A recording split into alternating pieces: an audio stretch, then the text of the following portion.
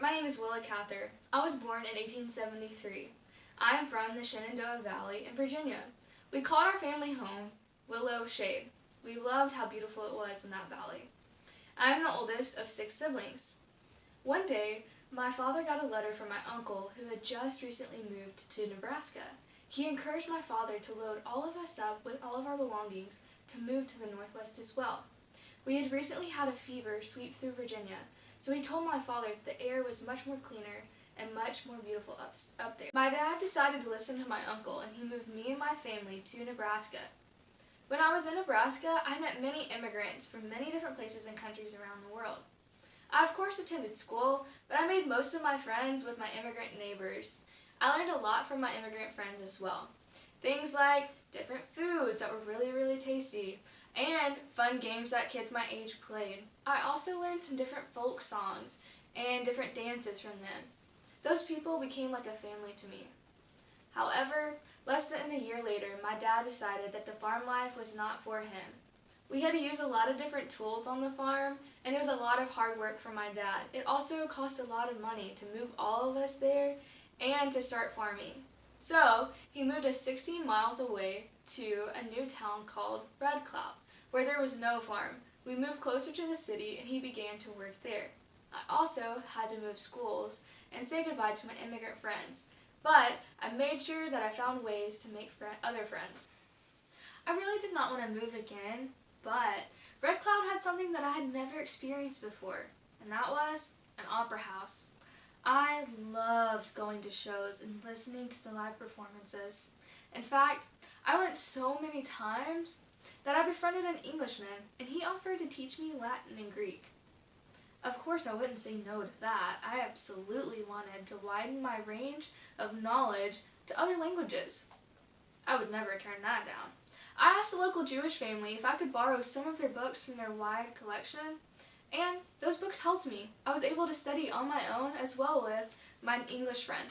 When I turned 11, I began to deliver mail so that I could make a little bit of money. As I rode my horse from house to house, I spoke with the immigrant women that were staying home during the day. We enjoyed talking to each other, and in fact, we realized we all missed our home. We had a really good conversation. Every day I would go by and visit them. Of course, I was just delivering mail, but they invited me in their home and would chat with me outside. They were so kind to me. They didn't treat me like an outsider, but as a friend. And that's something that I grew to appreciate about these women. I often got teased for my strong personality. You could say that I learned it from my immigrant women friends. I didn't mind though. I decided when I turned 15 that I wanted to be a doctor when I grew up. No one believed me, and in fact, a lot of people tried to discourage me because women doctors were very uncommon.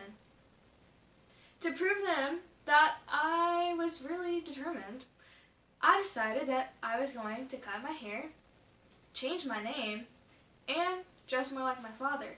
So I did. A lot of the local doctors admired that I was so willing to change for my dream. So, a lot of them invited me to go with them on their wellness trips. I enjoyed these. I learned a lot from them. But I realized I didn't want to change who I truly was, just become a doctor so that people could take me seriously.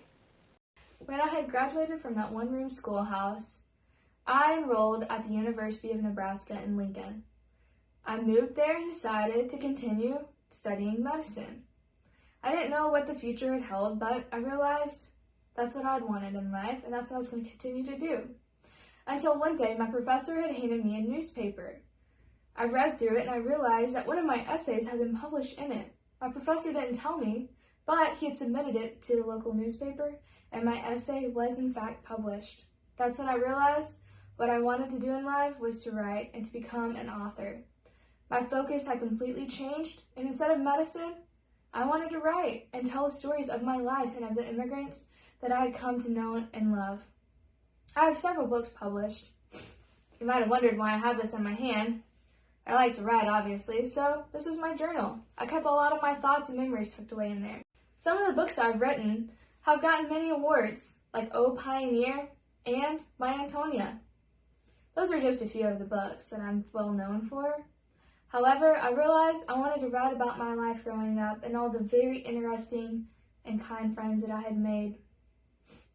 You see, I took what I learned in life and I put them into books so that you could enjoy them even today.